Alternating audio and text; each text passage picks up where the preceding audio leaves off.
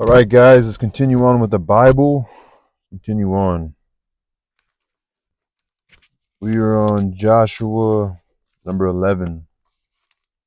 Something very interesting happened.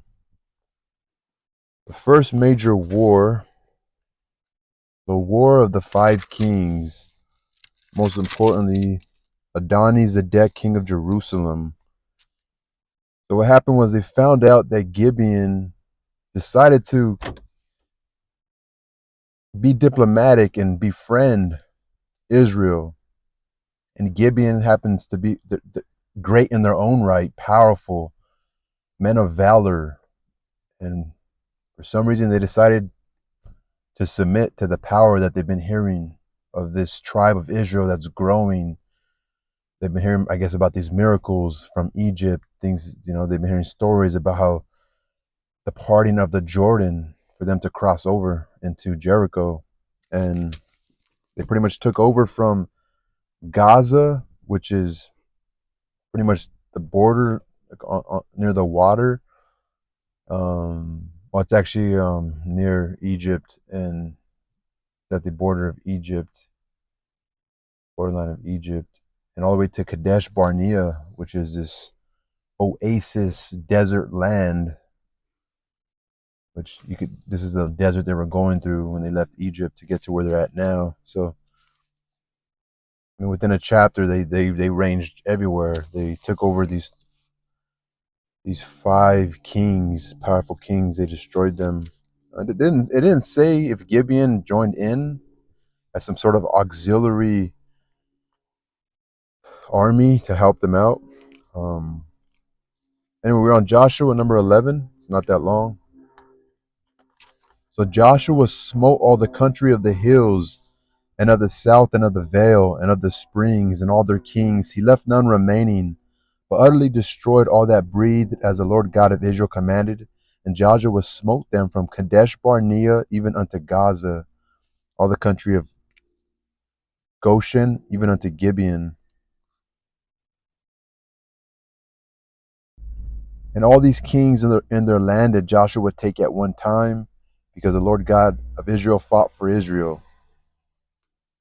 The Lord God of Israel fought for Israel, and Joshua returned and all Israel with him unto the camp to Gilgal.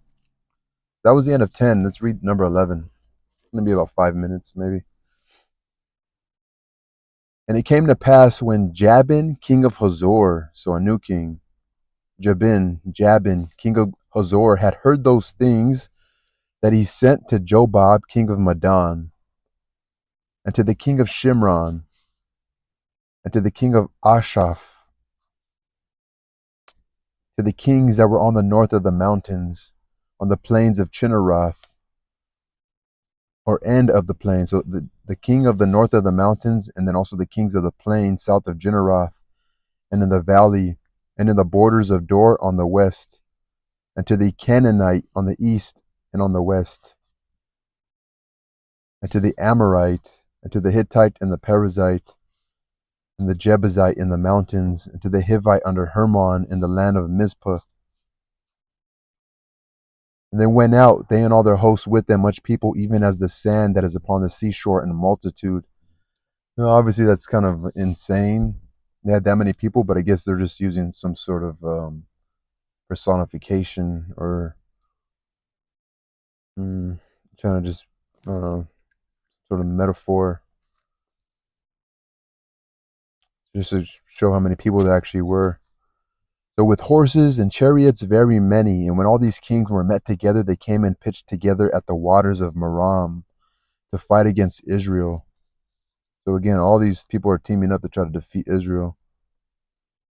And the Lord said unto Joshua, be not afraid because of them, for tomorrow about this time will I deliver them up all slain before Israel. Thou shalt hawk their horses and burn their chariots with fire. So Joshua came and all the people of war with him against them by the waters of Merom suddenly, and they fell upon them, and the Lord delivered them into the hand of Israel, who smote them and chased them unto great Zidon, and unto Mizraphoth Maim, and unto the valley of Mizpah eastward, and they smote them until they left them none remaining. And Joshua did unto them as the Lord bade him. He hawked their horses and burnt their chariots with fire. And Joshua at that time turned back and took Hazor and smote the king thereof with the sword. For Hazor before time was the head of all those kingdoms. Hazor. So Hazor was like the big dog. And they smote all the souls that were therein with the edge of the sword, utterly destroying them. There was not any left to breathe, and burnt Hazor with fire. And all the cities of those kings and all the kings of them did Joshua take and smote them with the edge of the sword, and he utterly destroyed them as Moses the servant of the Lord commanded. But as for the cities that stood still and their strength, Israel burnt none of them, save Hazor only. That did Joshua burn, and all the spoil of the cities and the cattle the children of Israel took for a prey unto themselves. But every man they smote with the edge of the sword until they had destroyed them, neither left they any to breathe. As the Lord commanded Moses his servant, so did Moses command Joshua, and so did Joshua. He left nothing undone of all that the Lord commanded Moses.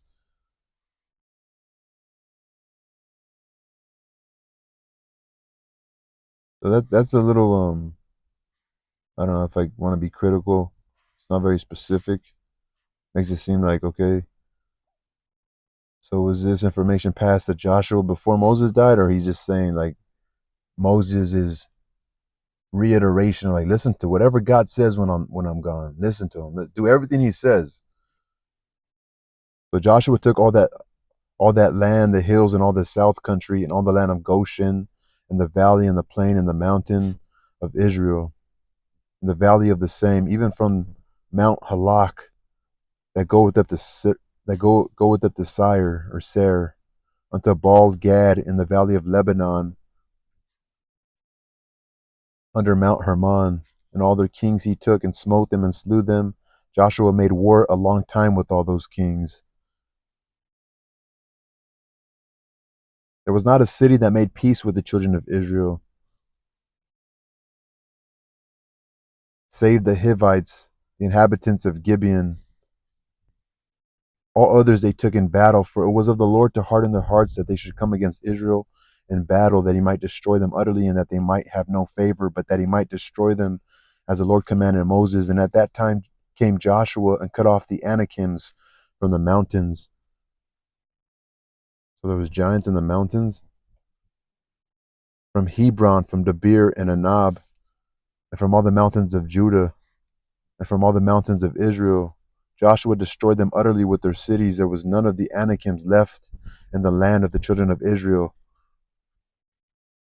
Only in Gaza, and Gath, and in Ashdod there remained. So Joshua took the whole land according to all that the Lord said unto Moses, and Joshua gave it for an inheritance unto Israel according to their divisions by their tribes, and the land rested from war. Also, he dispersed the land, and now that they rested, no more war, I guess, supposedly. So probably after that specific, you know, fighting, with that specific group. So there was no more. There were no more Anakims left in the land of the children of Israel, only in Gaza, Gath, and Ashdod.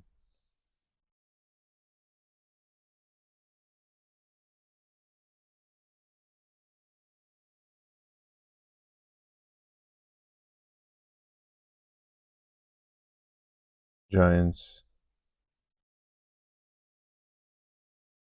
Anakims. I'm gonna look at it. Who are the Anakims?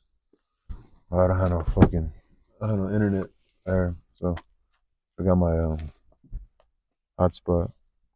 But Hazor was the main. Hazor destroyed.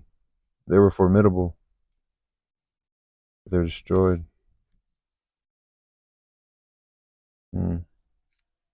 Peace.